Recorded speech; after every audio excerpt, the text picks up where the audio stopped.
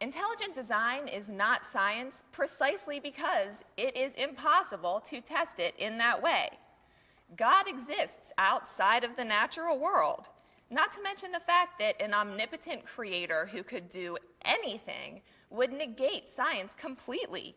We would live in a world of magic where you could turn on the light switch and, well, maybe it'll turn on and maybe it won't because, hey, it's magic. So unless Ray can prove how his God created the universe, take us to the universe factory, show us his methods, and explain them to us, it simply is not science. Ray uses creation to support his God. First of all, the question is phrased to solely support Ray's God concept. The reality is that an ultimate creator is no more likely to be Yahweh than the flying spaghetti monster. The perfection of the universe. I mean, it's a completely ridiculous statement because we wouldn't be here to observe it if it were otherwise. That's not proof of any kind of creator. It's just proof that it is. Ray claims that God is the first cause.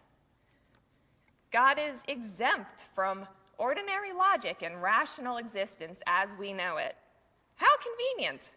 Again, magic can be used to explain, anything, absolutely anything. So right off the bat, not only does Ray's God hypothesis fail to meet the standards of science, his whole basis for belief in his God is really exposed for the intellectual dishonesty that it is. Ray's next argument relied on the conscience. If we're all made with this inbuilt conscience, why do parents bother to teach their children anything? Wouldn't they just know? What about sociopaths and murderers? God forgot to install their consciences? The fact is that conscience and morality are the result of thousands of generations of parents and societies passing these teachings on to their children. This is necessary not only for society to function, but also for successful gene proliferation. The apparent similarities throughout time can be simply explained by the fact that all humans seek pleasure and avoid pain. The presence of immoral people no more proves the need for Ray's God than the existence of Ted Haggard disproves his God. Ray spent a good deal of time on the 10 Commandments from the Bible that we weren't supposed to be discussing tonight.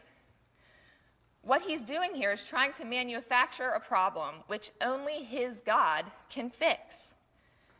Well, the first question I would ask is, well, which version of the 10 Commandments are we using anyway? We've got Exodus 20, Exodus 34, Deuteronomy 5. We're going to have to settle on which version we're going to even talk about first. The first 3 or 4 of the commandments, depending on the version, are just all about worshiping God. So, if these laws are all written on our hearts, explain the abundance of other religions where people worshipped other gods before Yahweh, if we all knew that that's what we were supposed to be doing anyway. And while we're on the subject of other religions, what about like the 5 pillars of Islam? Does that law prove that Allah exists? What about all the other laws of the Bible? There's a ton of other laws right there in that same book. Do you feel bad if you eat pork or wear a polyester blend? Do we need forgiveness for that?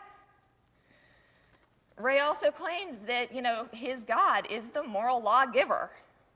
Why is it that morality requires some kind of ultimate source? What about other qualities that society has deemed to be beneficial, like democracy? Ray might as well say that democracy requires an ultimate source, and it's Captain America. The fact is that God's courtroom is no more real or binding than the courtroom in Wonderland. The real insult here, though, is that in Ray's world, Morality itself is obsolete. The only thing that matters is faith. Hitler, who was a Catholic, despite what everybody else wants to tell you, can go to heaven because he believed in Jesus. But the 6 million unrepentant Jews that he murdered, they get to go to hell. That's a nice guy, that God. He uses your personal experience. First, like that, it's not verifiable, it's not reproducible, and the only thing that it proves is the existence of your own brain.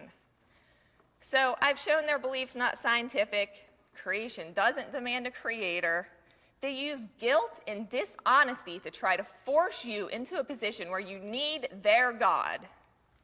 And there are way more better arguments for the development of morality than God did it. So I hope that everybody can leave here today with a better understanding of that kind of trickery and appeal to emotion.